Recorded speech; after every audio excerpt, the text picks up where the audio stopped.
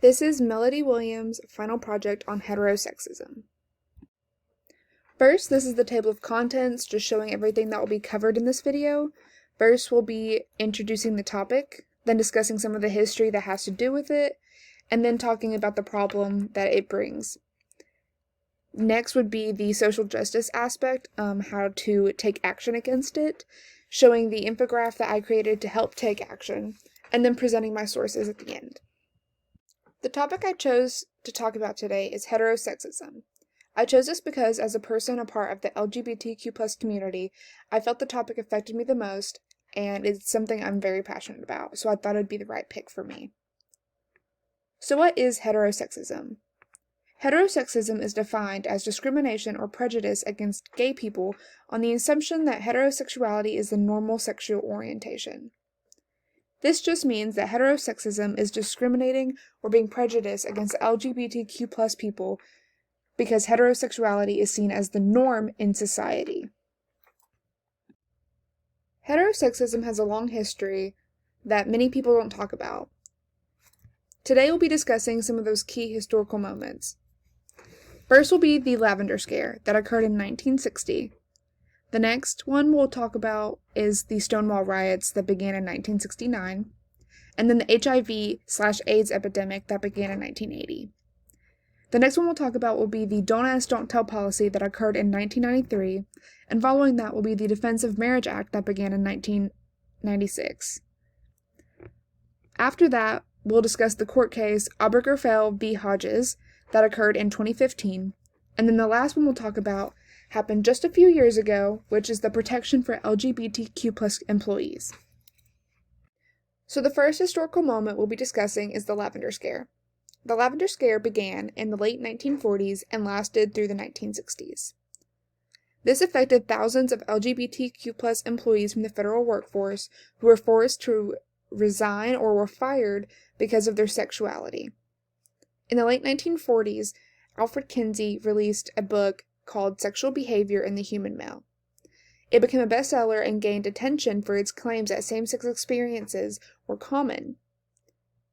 Though the general public was becoming more aware of homosexuality, it did not make it any more acceptable because virtually no gay people were open about their sexuality.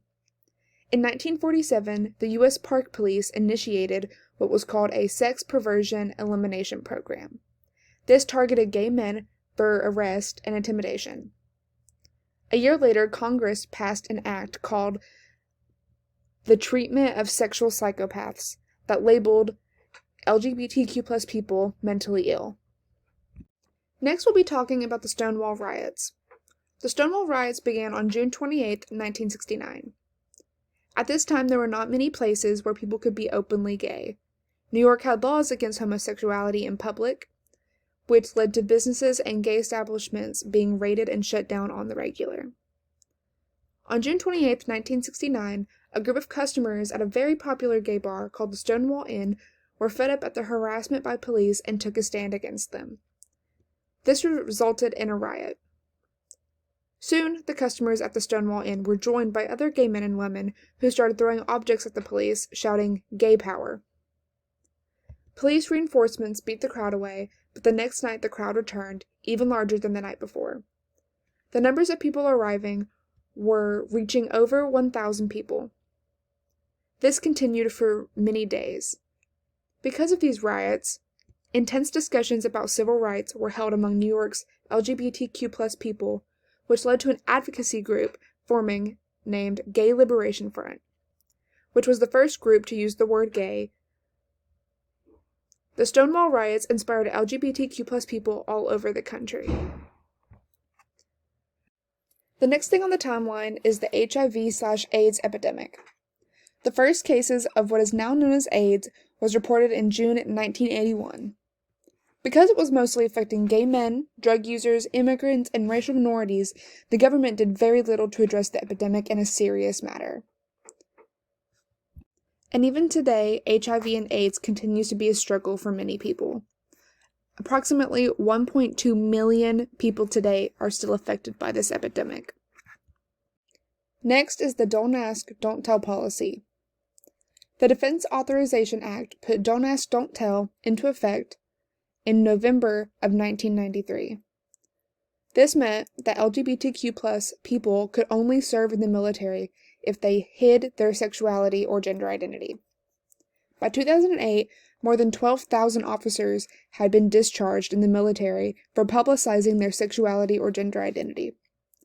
On December 18, 2010, the Senate overturned the Don't Ask, Don't Tell policy by 65 to 31 votes. This repeal allows LGBTQ+ military members to now serve openly in the armed forces. Following that is the Defense of Marriage Act, better known as DOMA. The Defense of Marriage Act was introduced in 1996, and it gave the government the ability to deny any same-sex couples the right to marriage.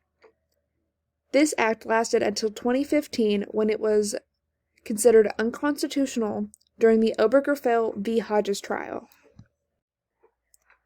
Next is the Obergefell v. Hodges trial. This trial occurred because James Obergefell petitioned for the overturn of the Defense of Marriage Act. On June 26, 2015, the act was successfully overturned. This meant that same-sex couples could get married without discrimination against them. The last one on the timeline was protections for LGBTQ employees. In June 2020, the Supreme Court ruled that employee discrimination is illegal under the Federal Civil Rights Act.